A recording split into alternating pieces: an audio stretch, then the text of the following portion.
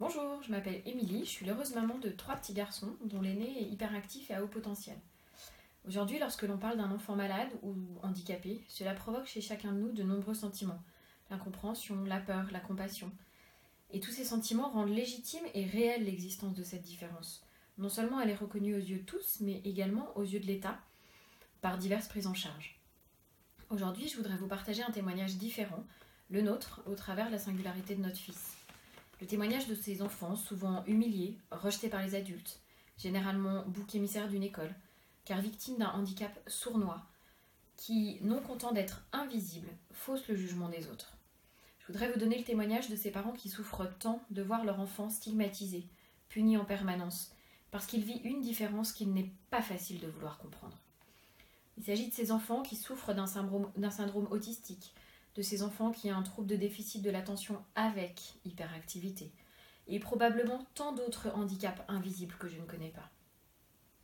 Nous avons la chance d'avoir 3 merveilleux petits garçons. Mais malgré la joie et la fierté de nos enfants, nous sommes aujourd'hui fatigués par l'agitation de notre fils aîné, par ses questions insatiables, par son impulsivité, mais aussi et surtout épuisés par le regard des autres, tellement déçus par la nature humaine, déçus par le manque de considération de notre société pour ses enfants et pour leurs parents. Mais nous sommes aussi fiers, très fiers de la singularité de notre fils, fiers de qui il est, fiers du recul qu'il nous fait prendre sur la vie, et nous rendons grâce chaque jour avec plus ou moins d'entrain. Notre Médéric était un bébé adorable, notre premier enfant, curieux, amusant et si sage. Mais à l'âge de 18 mois, les choses ont commencé à devenir compliquées à la crèche. Puis l'école est arrivée. Il l'attendait tellement. La première année de maternelle s'est passée plus ou moins bien, même si Médéric montrait déjà des signes d'agitation que nous ne comprenions pas, car s'ils se manifestent en groupe, ils étaient inexistants à la maison. Et puis 3 semaines après la rentrée en moyenne section, alors qu'il n'avait que 3 ans et demi, j'ai parlé à une amie de ce petit bonhomme qui voulait toujours tout savoir, qui se comportait déjà comme un adolescent. Cette maman m'a alors conseillé d'aller consulter une psychologue spécialisée chez les enfants. Ce qu'elle m'avait pas dit, c'est que cette psychologue était également spécialiste des enfants dits à haut potentiel. Nous sommes allés la rencontrer et après quelques entretiens et un test de QI, notre fils a été diagnostiqué comme étant à haut potentiel. Enfin, nous comprenions véritablement qui était notre fils. Enfin, nous comprenions son comportement. Et enfin, nous allions pouvoir l'aider. Et oui, lorsque ce fut difficile à la crèche, c'est parce que notre petit bonhomme, à 18 mois, faisait déjà des figures sur sa trottinette. Il comptait jusqu'à 50, il parlait comme un livre. Il connaissait son alphabet. Alors forcément, le décalage avec les autres était énorme. Mais comme Médéric était notre premier enfant, tout ça, c'était normal. Nous pensions que tous les autres enfants comptaient jusqu'à 50 à 18 mois. Quelques semaines après, Médéric s'est allongé, les bras en croix, par terre dans le salon. Il m'a dit « Maman, on imagine qu'on enlève les roues du camion, ça fera moins mal quand il passera. » Mon sang s'est glacé. Mon cœur s'est mis à battre si vite que j'ai ravalé mes sanglots et serré mon tout petit dans mes bras. Nous avons alors eu la chance exceptionnelle de rencontrer le professeur Ronvol, qui ne prend malheureusement plus de nouveaux patients, et qui a accepté de suivre notre fils. Il a confirmé le haut potentiel de Médéric et a émis l'hypothèse d'une éventuelle hyperactivité, trouble que l'on ne peut manifestement pas diagnostiquer de manière formelle avant le CP. Après avoir vu notre enfant s'éteindre complètement pendant ces années de maternelle, nous avons choisi de sortir Médéric du système classique pour lui faire intégrer une école hors contrat. Nous avons été séduits par la dimension spirituelle de cette école et par ses valeurs. En effet, son école est une structure d'enseignement primaire aux effectifs réduits, dans laquelle chaque enfant peut s'instruire et s'épanouir à son rythme. L'éducation transmise y permettant de faire grandir en harmonie la foi, la personnalité et l'intelligence de chaque enfant. Mais malgré cette bienveillance, nous devons nous battre sans cesse pour que notre enfant soit reconnu tel qu'il est. Parfois, l'expression de l'impulsivité de ces enfants peut être perçue comme violente, alors qu'elle est le plus souvent l'expression d'une spontanéité maladroite. En effet, les personnes souffrant d'un TDAH ont pour principal handicap une altération de l'inhibition de réponse. Cela représente donc une réelle difficulté de s'arrêter et de réfléchir avant d'agir. Par exemple, en récréation, le comportement impulsif de notre fils a pu nous être présenté comme étant parfois une façon d'agir intolérable et violente. Mais en réalité, c'est la stigmatisation de Médéric et de ses enfants qui fait porter un regard biaisé sur son comportement en le considérant comme inacceptable. Bien sûr, nous ne nions pas les difficultés que peut représenter un tel élève en classe. Et comme l'a d'ailleurs très justement dit son actuelle maîtresse, en one-to-one, Médéric est un élève adorable, charmant, qui travaille très bien, qui fait preuve d'empathie. Mais dans un groupe classe, c'est plus compliqué. Il refuse de sortir lorsqu'il fait trop de bruit. Alors je suis d'accord, c'est inacceptable. Mais en même temps, si on lui demande de sortir en lui disant qu'on ne supporte plus son bruit et qu'on n'anticipe pas de le faire sortir pour lui permettre de recentrer son attention, ça ne peut pas fonctionner. Malgré une enseignante exceptionnelle en CP, qui par sa bienveillance et son bon sens a réellement porté Médéric l'an dernier, lorsque nous avons fait le bilan de sa fin de CP, le diagnostic de l'hyperactivité n'était plus approuvé. En sachant que chez Médéric, c'est davantage la facette impulsivité qui manifeste ce handicap. En dépit de cette maîtresse bienveillante et de ce trouble avéré et attesté, on nous a rétorqué « des surdoués, on en a, mais pas des comme ça ». Pas des comme ça, mais parce que mon fils, c'est ça. Ou alors on nous explique que donner un casque anti-bruit à notre fils ne servirait à rien, car aujourd'hui c'est lui qui fait le plus de bruit.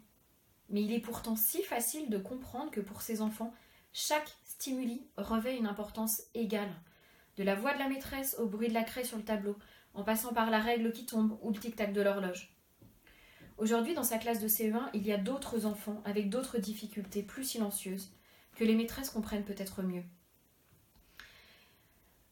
Et qu'elles arrivent donc à mieux accompagner. De ce fait, on peut les accepter davantage, mais au détriment de Médéric et de son hyperactivité.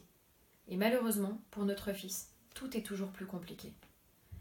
En tant que parents, je dois avouer que nous avons parfois le sentiment d'un manque de volonté de comprendre et de considérer ce handicap.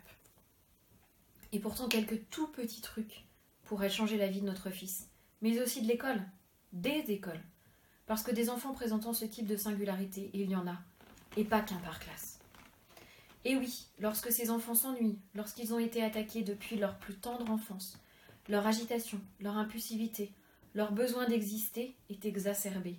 Et là, eh bien pour tout le monde, votre enfant est le cœur de tous les maux de l'école. Votre enfant est mal élevé, votre enfant est stigmatisé, et votre enfant souffre. Et vous, vous souffrez en silence, parce que vous êtes poli, parce que vous priez toutes les nuits pour que votre fils guérisse d'un trouble neurologique dont il ne guérira jamais, puisque c'est ainsi. On vous rétorque que votre enfant de 6 ans et demi n'est pas en attitude de travail, parce qu'il joue de la batterie avec ses stylos ou qu'il bouge sans cesse. Mais observez mon mari, son papa, en réunion. À bientôt 40 ans, il est comme son petit, et ça changera jamais. Il fait du bruit avec ses stylos, il bouge sa jambe d'une façon si stressante, mais c'est ainsi.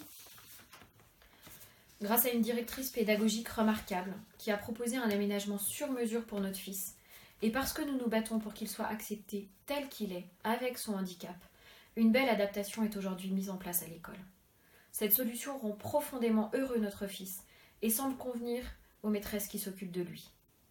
Nous apercevons enfin une lumière au bout du tunnel. En parallèle, Médéric a l'incroyable chance d'être coaché 2 fois par semaine par une personne qui s'est complètement dédiée à ses enfants exceptionnels.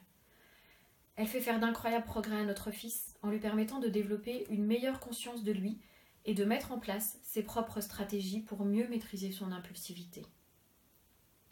Mais si l'État refuse de considérer plus facilement ses enfants, si l'État refuse d'aider les parents sous prétexte que leur enfant est en système hors contrat, comment voulez-vous que ces écoles comprennent et puissent aider nos enfants dans leur handicap ? Quel est alors l'avenir de nos enfants ? Doivent-ils encore être punis d'être différents ? Différents dans leur cerveau ? Différents parce que dans des écoles indépendantes ? Quel est l'avenir de mon fils et de tous les autres enfants si l'État ne s'investit pas davantage ? Mon fils est enfin heureux dans son école.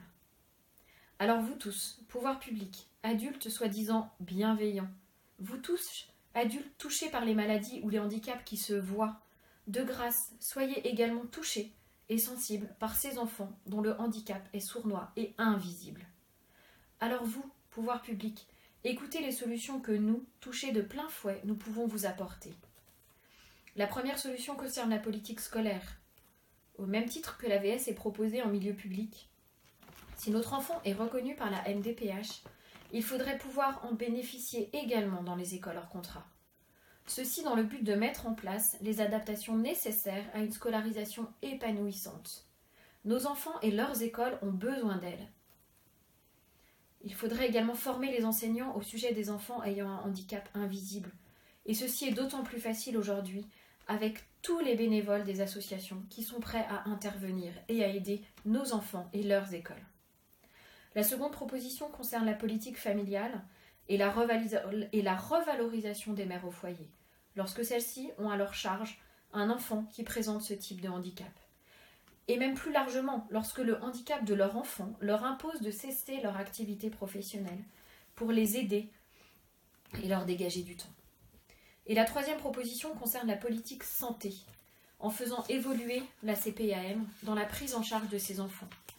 En effet, les activités sportives et les compléments alimentaires tels que les oméga 3, le magnésium, le fer, qui sont indispensables à l'équilibre de ces enfants, ne sont pas du tout pris en charge. Pire encore, les psychologues, les AVS, les psychomotriciennes et tout autre spécialiste ne sont pas non plus pris en charge.